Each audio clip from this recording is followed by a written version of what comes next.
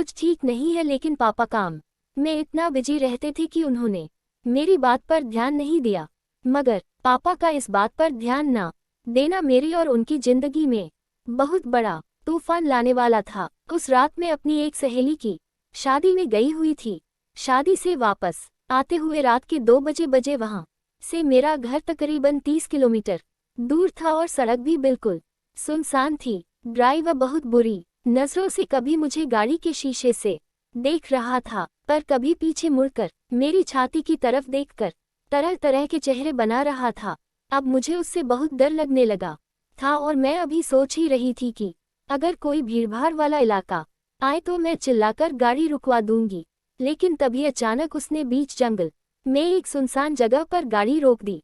रोकते हैं वह जल्दी से गाड़ी की आगे की सीट से उतरकर मेरे पास पीछे की सीट पर आकर बैठ गया। इससे पहले कि मैं कुछ समझ पाती, उसने मेरी की तरफ देखते हुए कहा, मेम साहब, अगर आप प्यार से सब कुछ करने दोगे तो मैं कुछ नहीं कहूँगा, वरना मुझे जबरदस्ती करनी पड़ेगी।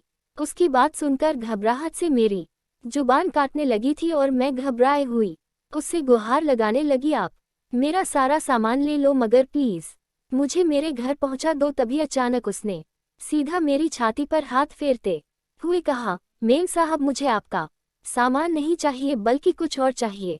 आप बहुत ही खूबसूरत हो। 2 महीने पहले जब मैंने आपको पहली बार देखा था, तब से मैं एक रात भी ठीक से सो नहीं पाया हूँ, पर आज ऐसा मौका देखकर मुझसे रहा नहीं। अब मुझे पता चल गया था कि उसके बारे में मेरा शक बिल्कुल सही था, मगर अब बहुत देर हो चुकी थी।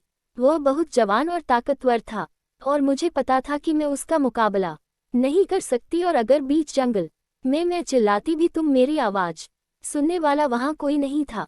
इसलिए मैं उसे रोते हुए मुझे घर ले जाने के लिए हाथ जोड़ने लगे। तब उसने मुझे जबरदस्ती उठाया और अपनी गोद में बिठा लिया और मुझे ऐसे ही कपटों में होठों से लेकर छाती तक चूमना शुरू कर दिया। डर से मेरी धड़कन बहुत तेज चल रही थी और मेरे दिमाग में एक ही बात चल रही थी कि किसी तरह से बचकर अपने घर पहुंचना है। फिर कुछ देर तक मुझे चूमने के बाद उसने कहा, मेम साहब, टाइम ना खराब करते हुए इतनी जल्दी हो सके आप अपने कपड़े उतार दो ताकि मैं अपना काम जल्दी कर सकूं और आपको जल्दी घर पहुंचा दो, वरना अगर मुझे जबरदस्ती आपके कपड़े उतारने पड़े तो आपको बहुत तकलीफ होगी। मैं बहुत डरी हुई थी और मुझे पता था उस वीरान सड़क पर मेरी मदद करने आने वाला कोई नहीं है, और अगर मैंने उससे लड़ने की कोशिश भी की तो वह मेरे साथ कुछ भी गलत कर सकता था। इसलिए तब लाचार हालत में मैंने अपने एक एक करके कपड़े उतार दिए। फिर जैसे ही उसने मुझे बिना कपड़ों के देखा तो वह तो जैसे पागल हो गया हो। उसने जल्दी से अपने कपड़े उतार दिए और अगले ही पल उसने मुझे होठों से लेकर छाती तक चूमना शुरू कर दिया। फिर वह मेरे सामने गाड़ी के फर्श पर घुटनों के बल बैठकर मुझे होठों से लेकर नीचे तक लगातार मेरे बदन के हर हिस्से पर काफी देर तक चुमता और काटता रहा। मैं अपनी आंखें बंद करके बस रोती जा रही थी। तभी अचानक मुझे एक जोरदार धक्का उसने मेरी जान ही निकाल दी लगा और अब उसने अपने गलत इरादों को अंजाम देना शुरू कर दिया था।